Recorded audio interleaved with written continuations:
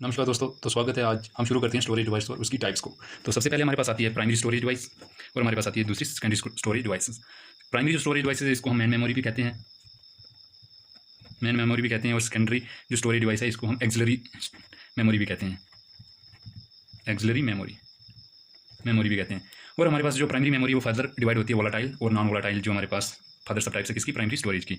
और जो secondary storage devices है ये भी फर्दर डिवाइड होती है हमारे पास सिक्वेंशियल एसेसेबल स्टोरेज डिवाइसेज और डायरेक्टली एक्सेसिबल स्टोरेज डिवाइसेज। और हमारे पास जो डायरेक्टली एक्सेसिबल स्टोरेज डिवाइस है ये भी फर्दर 3 टाइप्स में डिवाइड होती है हमारे पास, जिसमें हमारे पास मैग्नेटिक डिस्क आता है। इसकी एग्जांपल जैसे HDD है, FDD है। और उसके बाद जो दूसरी हमारे पास ऑप्टिकल डिस्क। उसके बाद इलेक्ट्रिकल स्टोरेज या इसी को हम फ्लैश मेमोरी कहते हैं। जो ऑप्टिकल डिस्क है इसकी टाइप्स आती है CD, DVD, BRD, HVD।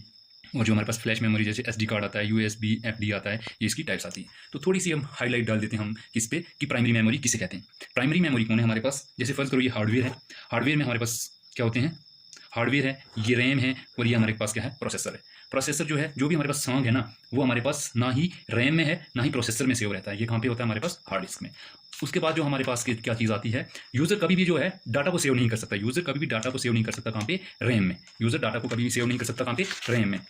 अच्छा, तो उसके बाद जो प्रोसेसर है, प्रोसेसर जो है डायरेक्टली जो हमारे पास डाटा नहीं ले सकता। कहाँ से, प्रोसेसर डायरेक्टली यहाँ पे नहीं जा सकता है, हार्डवेयर से डाटा नहीं ले सकता है। उसको एक चैनल बाय थ्रू चैनल जाना पड़ता है। जैसे प्रोसेसर कहाँ पे आएगा हमारे पास, प्रोसेसर जाएगा रैम में, रैम जाएगा हमारे पास हार्ड डिस्क में, हार्ड डिस्क से वो सिर्फ और सिर्फ क्या ले आएगा, सॉन्ग को ले आएगा कहाँ पे, रैम में, रैम से जाएगा प्रोसेसर में। ये आपको ऐसे थोड़ा सा इसका जो साइकिल है वो पता चल गया होगा। और वो वाली मेमोरी जो डायरेक्टली किससे कनेक्टेड होती है, प्रोसेसर के साथ, उसी को हम प्राइमरी मेमोरी कहते हैं या मेन मेमोरी कहते हैं। किसको, जो डायरेक्टली प्रोसेसर के साथ कनेक्टेड रहती है उसी को हम क्या कहते हैं, आप यहाँ पे मैन मेमोरी या प्राइमरी मेमोरी कहते हैं। तो धन्यवाद। आगे हम शुरू करते हैं। इसके बाद हम जानेंगे कि वोलाटाइल, नॉन वोलाटाइल क्या होता है, इसकी टाइप्स जानेंगे, हर चीज़ को बार बार जानेंगे। तो थैंक यू, धन्यवाद। समझ आई होगी तो ज़रूर लाइक कर देना।